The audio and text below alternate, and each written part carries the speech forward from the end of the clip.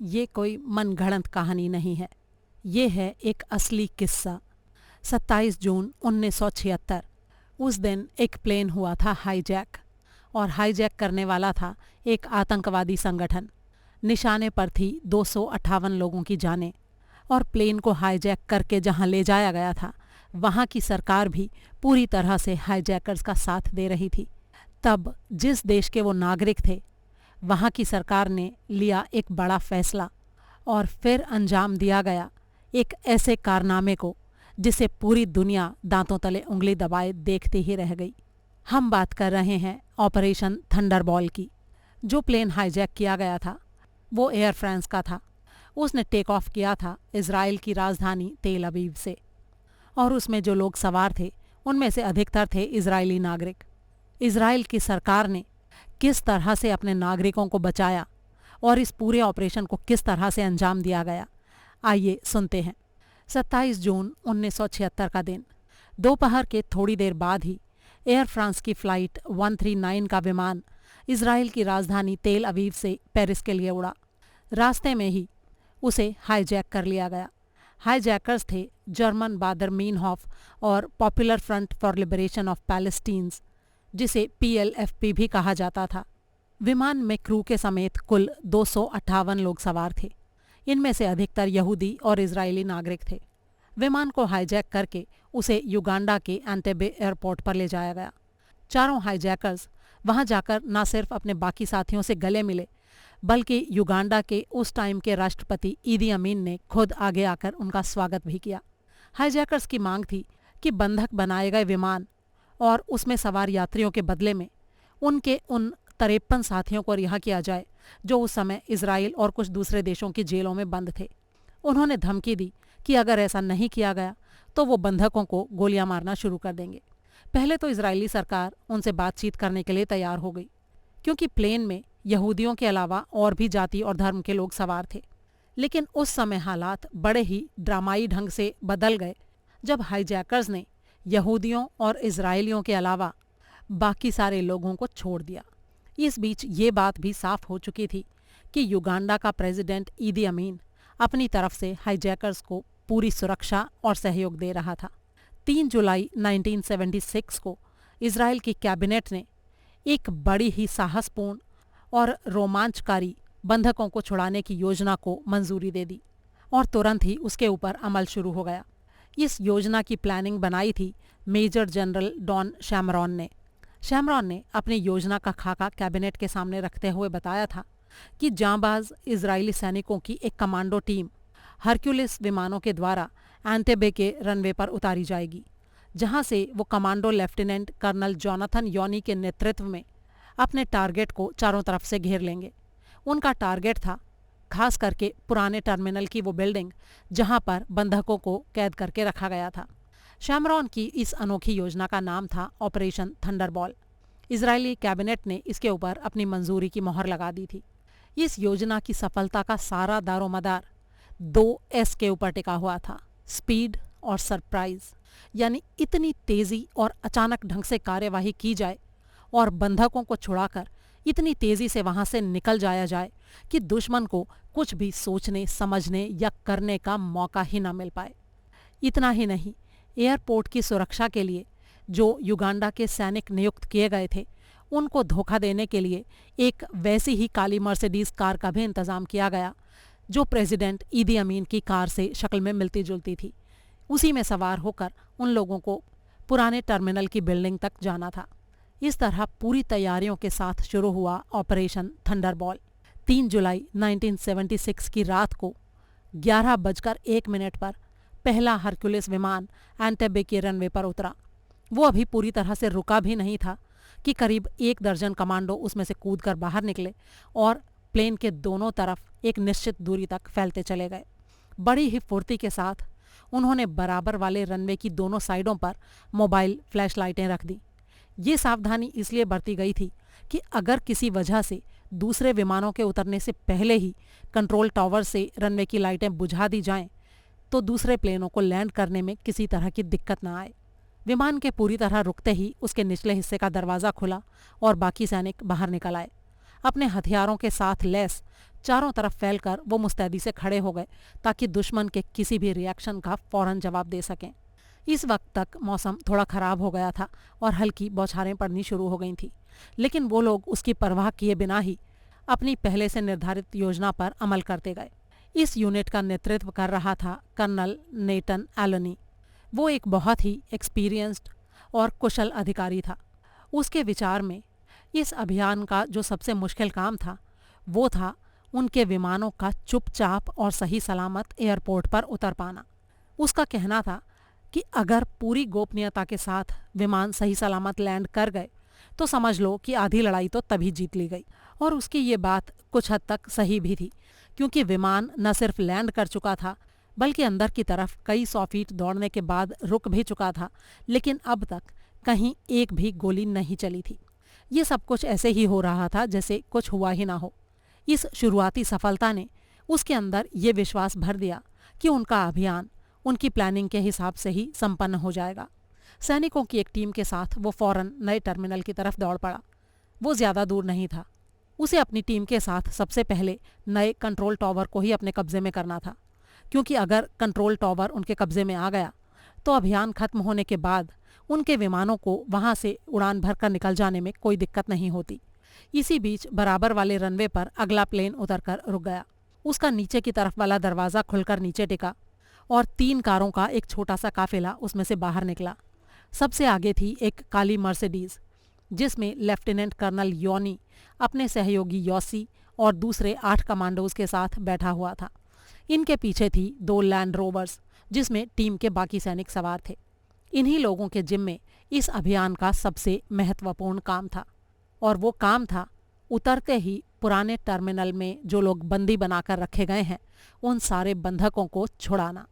नक्शों के आधार पर इन सारे लोगों को खूब रिहर्सल करा करा के हर छोटी से छोटी बात अच्छी तरह से समझा दी गई थी, और वो अच्छी तरह जानते थे कि उनकी दाईं तरफ करीब 1.5 किलोमीटर की दूरी पर जो बड़ी सी इमारत बिजली की रोशनियों से चमकती दिखाई दे रही थी वही उनकी मंजिल थी, यानी वही था पुराना टर्मिनल। योनी ने दूसरी कारों के ड्राइवरों को समझा दिया था कि वो मर्सिडीज के पीछे पीछे ही रहें और अपनी स्पीड धीमी रखें। किसी भी हालत में उससे आगे निकलने की कोशिश ना करें, ताकि जो सुरक्षा सैनिक वहां मौजूद हैं उनको शक करने का कोई मौका न मिल पाए। विमान से उतरने और उनके वहां से रवाना होने के बीच में करीब 15-20 सेकंड का समय बीत चुका था। 2 मिनट बीतने से भी पहले उनको पुराने टर्मिनल की इमारत तक पहुंच जाना था। वो इमारत अब उनसे ज्यादा दूर नहीं थी कि अचानक योनी को 100 गज की दूरी पर अंधेरे में 2 आकृतियां खड़ी दिखाई दी। बारिश की बौछारें उसकी कार की विंडशील्ड से टकरा रही थीं और ऊपर से रात का अंधेरा भी था, जिसकी वजह से सामने का सीन कुछ साफ नजर नहीं आ रहा था। फिर भी ये अनुमान लगाने में उन लोगों को दिक्कत नहीं हुई कि वो दोनों युगांडा के सिक्योरिटी गार्ड्स थे। योनी ने अपने आदमियों को सचेत किया और उनके हाथ अपने हथियारों पर मजबूती से जम गए। दोनों गार्ड अब मुश्किल से उनसे 15 गज की दूरी पर थे। धीरे धीरे चलती हुई मर्सिडीज उनके निकट पहुंची। उन लोगों का ख्याल था कि राष्ट्रपति जैसी काली मर्सिडीज को देखकर वो गार्ड उसे रोकने की हिम्मत नहीं करेंगे, क्योंकि सबको पता था कि वो ईदी अमीन की गाड़ी थी। लेकिन उस समय वो चौंक गए जब एक युगांडा के गार्ड ने हाथ उठाकर उनको रुकने का इशारा किया। दोनों के बीच फासला था अब कुल 4 गज। ये गार्ड सारे अभियान को गड़बड़ कर सकता था। कार की दाहिने खिड़की से एक साइलेंसर लगी पिस्तौल की नाल से बिना आवाज किए एक गोली निकली और गार्ड के जिस्म में जा धंसी। वो मरा तो नहीं, लेकिन घायल होकर कार के सामने जरूर गिर गया। योनी ने कार को उसके ऊपर से गुजारने का इशारा किया। तीनों कारें उसे कुचलती हुई उसके ऊपर से गुजर गईं। उधर एंटेबे कंट्रोल टावर में उस समय 4 फ्लाइट कंट्रोलर ड्यूटी पर थे। 5 मिनट पहले एक पैसेंजर प्लेन ने उतरने की इजाज़त मांगी थी, जो उसे दे दी गई थी। उसके बाद से ही उनकी समझ में नहीं आ रहा था कि रडार स्क्रीन पर कुछ और बिंदु कैसे दिखाई देने लगे थे। मौसम खराब था, इसलिए उन्हें लगा कि ये कोई इलेक्ट्रॉनिक डिस्टर्बेंस है। वो मौसम के ठीक होने और उस डिस्टर्बेंस के ख़त्म होने का इंतज़ार कर रहे थे। उन्हें इस बात का ज़रा भी आभास नहीं था कि कर्नल एलोनी एक ज़बरदस्त खतरे के रूप में उनके ऐन सिर पर पहुंच चुका था। इधर काली मर्सिडीज और उसके साथ की बाकी दोनों गाड़ियां अब तेज़ी के साथ पुराने टर्मिनल की तरफ दौड़ पड़ीं। इस बीच दूसरा गार्ड, जो 3-4 सेकंड पहले अपने साथी को गोली लगते देखकर खतरे को भांपता हुआ फौरन पीछे हटकर उनकी नज़रों से ओझल हो गया था, अब पुराने टर्मिनल की इमारत के पास उनको फिर से नजर आया। वो डरकर भागा नहीं था, बल्कि उसने वहां पहुंचकर उन लोगों के ऊपर अचानक ही गोलियां बरसानी शुरू कर दी। योनी के एक कमांडो सैनिक ने अपनी गन से उस गार्ड पर गोलियां चलाईं और उसे वहीं ढेर कर दिया। योनी चिल्लाया, जल्दी करो, जल्दी। तीनों गाड़ियों के रुकते ना रुकते उनके दरवाजे झटके के साथ फटाफट खुले। योनी अपने सहयोगी योसी और दूसरे कमांडोज के साथ बिजली किसी तेजी से उतरा और वे सब इमारत की तरफ लपक गए। उनमें से भी योसी सबसे पहले इमारत के 3 दरवाजों में से एक के सामने पहुंचा। मर्सिडीज से उतरकर वहां तक पहुंचने में उसे मुश्किल से 2 या 3 सेकंड का समय लगा होगा। योनी दूसरे कमांडोज के साथ उससे कुछ ही कदम पीछे था। तभी योनी को दूसरे दरवाजे से एक हाईजैकर बाहर निकलता दिखाई दिया। उसने फौरन कई फायर किए। हाईजैकर एकदम से पलटा और नीचे को झुकता हुआ वापस अंदर भाग गया। अंदर उसका एक दूसरा साथी बंधकों की निगरानी के लिए था। फायरों की आवाज़ सुनकर वो देखने के लिए बाहर आया कि क्या चल रहा है। योसी ने उसके ऊपर फायर किया, लेकिन निशाना चूक गया। लेकिन जब हाईजैकर ने अंदर जाकर बंधकों को अपनी कार्बाइन के निशाने पर लेने की कोशिश की, तो योसी भी उसके पीछे पीछे गोलियां बरसाता हुआ अंदर पहुंचा और उसने उसे ढेर कर दिया। अचानक हुई इस गोलीबारी और इस घटना से सारे बंधकों में घबराहट और हड़कंप फैल गया। वो अपने बचाव के लिए इधर उधर छिपने की कोशिश करने लगे। उनके बीच भयानक चीख पुकार मच गई। ऑपरेशन थंडरबॉल की प्लानिंग के हिसाब से योसी सीढ़ियों से होता हुआ सीधा पहली मंजिल पर पहुंचा, लेकिन वो ये देखकर हैरान रह गया कि उसके सामने का दरवाज़ा मजबूती से बंद था। उसने एक पल का भी समय नष्ट नहीं किया। वो तेज़ी से पलटा और दूसरे दरवाजे की तरफ लपका। नीचे से उसे योनी की तेज़ आवाज़ आती हुई सुनाई दे रही थी, जो बंधकों को शांत रखने की कोशिश करते हुए अपने सुरक्षा कर्मियों को जल्दी जल्दी आदेश दे रहा था। तभी योसी को सामने से एक और हाईजैकर आता दिखाई दिया। उसने उसकी तरफ निशाना साधकर गोलियां चलाईं, लेकिन कुछ नहीं हुआ। उसकी मैगजीन खाली हो चुकी थी। वो उस हाईजैकर की गोलियों का निशाना बनने ही वाला था कि उसके पीछे से एक कमांडो ने गोलियां चलाकर हाईजैकर को ढेर कर दिया। इसी बीच योसी फुर्ती के साथ रिकॉर्ड टाइम में अपनी मैगजीन बदल चुका था। नीचे लेफ्टिनेंट कर्नल योनी और उसके कुछ आदमी बंधकों को शांत कराने की कोशिश में लगे थे और बाकी योसी के पीछे पीछे इमारत की ऊपरी मंजिल तक दौड़ पड़े। उन लोगों का इरादा था जल्दी से जल्दी अपने चारों तरफ फैलते हुए हाईजैकर्स को मौत के घाट उतारकर पूरी बिल्डिंग को फौरन अपने कब्जे में कर लेना, ताकि विरोध की कोई संभावना बाकी ना रहे। उधर बंधकों को जब ये पता चला कि इजरायली सैनिक उन्हें मुक्त कराने के लिए आए हैं, तो उनकी खुशी का ठिकाना नहीं रहा। हालांकि कमांडो और हाईजैकर्स के बीच होने वाली क्रॉस फायरिंग में कई बंधक बुरी तरह से घायल हो गए थे, लेकिन फिर भी वो बहुत खुश थे। गोलियों की आवाज़ सुनकर बाकी हाईजैकर्स भी अपने हथियार और हैंड ग्रेनेड संभालते हुए बाहर गलियारे में निकल आए। इनमें कुछ लड़कियां भी शामिल थीं। लेकिन हमला इतने अचानक ढंग से हुआ था कि वो पूरी तरह हमले के लिए तैयार होने की बात तो दूर, सिचुएशन को सही ढंग से समझ भी नहीं पाए थे। और इसीलिए इजरायली कमांडोज न सिर्फ उनके ऊपर भारी पड़ रहे थे, बल्कि वो लोग उनकी गोलियों का शिकार होकर मारे भी जा रहे थे। इजरायली कमांडोज की एक दूसरी टुकड़ी ने एयरपोर्ट पर फैलकर उसकी पूरी नाकेबंदी कर ली थी। ये इसलिए किया गया था कि अगर युगांडा की सेना बिल्डिंग की तरफ बढ़ने की कोशिश करे या उनके एयरफोर्स के सैनिक हवाई हमले के लिए अपने लड़ाकू विमानों तक पहुंचना चाहें, तो वो उन्हें रोक सकें। उधर हरक्यूलिस विमानों के चालक धड़कते दिलों के साथ बंधकों के आने के इंतजार में उड़ान के लिए तैयार बैठे थे। उनके बदन पसीने से भीगे हुए थे, क्योंकि उनके कानों तक गोलियों की तड़तड़ाहट की आवाज़ें तो पहुंच रही थीं, लेकिन अभी तक उनके साथियों से कोई सूचना नहीं आई थी। इसे वो शुभ संकेत नहीं मान रहे थे। दूसरी तरफ योसी पूरी बिल्डिंग में यहाँ से वहाँ दौड़ता हुआ ये निश्चित करने की कोशिश में लगा हुआ था कि कोई भी हाईजैकर या उनका कोई भी साथी वहाँ जिंदा बचा तो नहीं रह गया। जब उनको इस बात का पूरा यकीन हो गया कि पूरी बिल्डिंग अब उनके कब्जे में है और कहीं से भी खतरे या विरोध की कोई आशंका नहीं है, तो उसने अपनी सफलता का संदेश भेज दिया। वो संदेश सुनते ही अपनी अपनी कमांड पर मौजूद सभी लोगों ने चैन की सांस ली और फौरन ही बंधकों को विमान तक लाने के लिए वाहन रवाना कर दिए गए। तब जबकि कई इजरायली वाहन पूरी सैन्य सुरक्षा के साथ पुराने टर्मिनल की तरफ बढ़ रहे थे, उस वक्त भी बाकी कमांडोज पुरानी इमारत के चप्पे चप्पे को छान रहे थे कि कहीं गलती से भी कोई हाईजैकर या उनका कोई साथी कहीं छिपा तो नहीं रह गया। उनको ये आदेश था कि वो किसी भी हाईजैकर या उसके साथी को जिंदा ना छोड़ें। साथ ही ये भी कि किसी भी युगांडन सैनिक को तब तक ना मारें जब तक कि वो उनका मुकाबला या प्रतिरोध ना करे। अगर युगांडा के सैनिक भागना चाहें तो उन्हें भागने का मौका जरूर दिया जाए। बंधकों की गाड़ियों के साथ सैनिक सुरक्षा इसलिए जरूरी थी कि अगर युगांडा के लोग उन पर हमला कर दें या फिर किसी दूसरे अचानक हुए खतरे की आशंका हो तो उसे विफल करके बंधकों की रक्षा की जा सके। बाहर अभी भी कहीं कहीं गोलियां चल रही थी, लेकिन पुराने टर्मिनल की इमारत पूरी तरह से इजरायलियों के कब्जे में आ चुकी थी। तभी अचानक योसी को इस बात का एहसास हुआ कि उसने पिछले 60 सेकंड से अपने कमांडिंग ऑफिसर योनी की आवाज़ नहीं सुनी थी। उसकी तलाश में उसने पूरी इमारत छान मारी। इस दौरान कुछ कमांडोज और बंधक भी मारे गए थे, लेकिन उनमें भी उसे योनी कहीं नजर नहीं आया। इधर उधर भटकता हुआ जब वो एक दरवाजे से बाहर निकला तो उसे योनी जमीन पर पड़ा दिखाई दिया। वो बेहोश था। एक डॉक्टर और उसका हेल्पर उसके पास मौजूद थे जो उसे बचाने की कोशिश में जी जान से जुटे हुए थे, लेकिन अपनी सारी कोशिशों के बावजूद भी वो नाकामयाब रहे। दरअसल मर्सिडीज से बाहर निकलने और पुराने टर्मिनल की इमारत में दाखिल होने के दौरान ही कंट्रोल टावर की तरफ से होने वाली गोलीबारी से चली एक गोली अचानक ही योनी की कमर में आकर लग गई थी। उसकी कोई परवाह किए बिना ही या उसके बारे में किसी से कोई जिक्र किए बिना ही वो अपने आदमियों का नेतृत्व करता हुआ अपने अभियान की सफलता के लिए अपना कर्तव्य पूरा करने में जुटा रहा था। लेकिन लक्ष्य पूरा होने के बाद जब वो इमारत से बाहर निकला तो सीधा खड़ा नहीं रह सका और ज़मीन पर गिर पड़ा। योसी का दिल दुख से भारी था, लेकिन उसे इस बात का एहसास भी था कि अब योनी की जिम्मेदारियां भी उसके कंधों पर आ पड़ी हैं।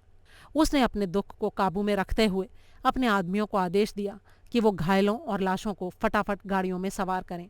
आज़ाद होने की खुशी के साथ साथ बंधकों में से कई लोग दुख से बेचैन भी थे। रोते बिलखते वो बाहर की तरफ चल दिए।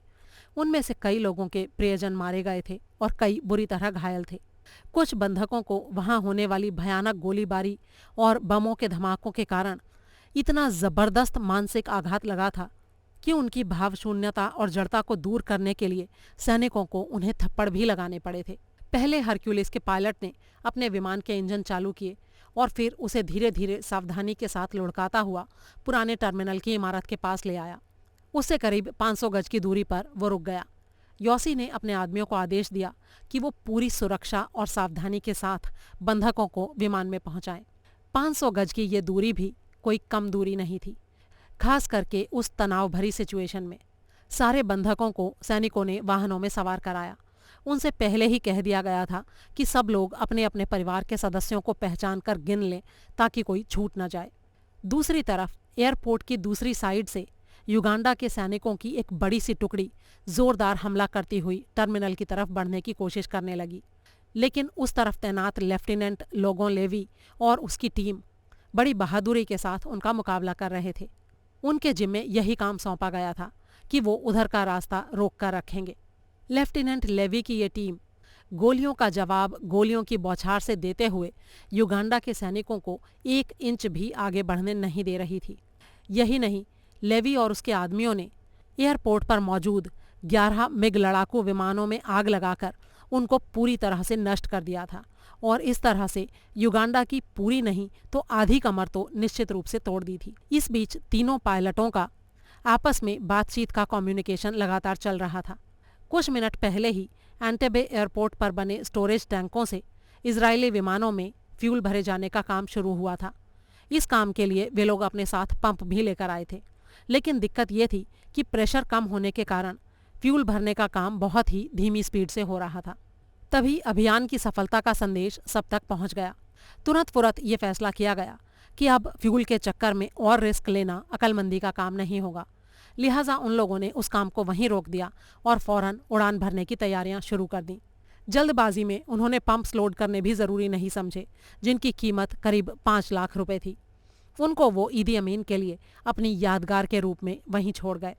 उड़ान भरने का आदेश मिलते ही पहले हरक्यूलिस विमान ने उसमें सवार हैरान, सहमे और परेशान यात्रियों के साथ रनवे पर दौड़ लगाई और फिर रात में अंधेरे आकाश में छलांग लगा दी।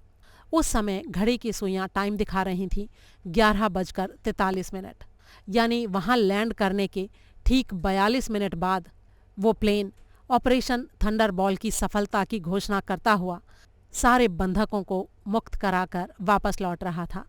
अंदर खामोश बैठे यात्रियों में से एक ने हल्की सी गुनगुनाहट के बाद कोई यहूदी भजन गाना शुरू कर दिया और फिर धीरे धीरे ताली बजाते हुए बाकी लोगों ने भी उसके सुर में सुर मिलाते हुए गाना शुरू कर दिया। दोस्तों, ऑपरेशन थंडरबॉल्ट की ये असली कहानी आपको कैसी लगी, इसके बारे में अपनी राय कमेंट बॉक्स में शेयर करना बिल्कुल ना भूलें और प्लीज़ वीडियो को ज़्यादा से ज़्यादा शेयर ज़रूर करें। जल्दी ही एक और कहानी या किस्से के साथ आपसे फिर मुलाकात होगी। तब तक के लिए अलविदा।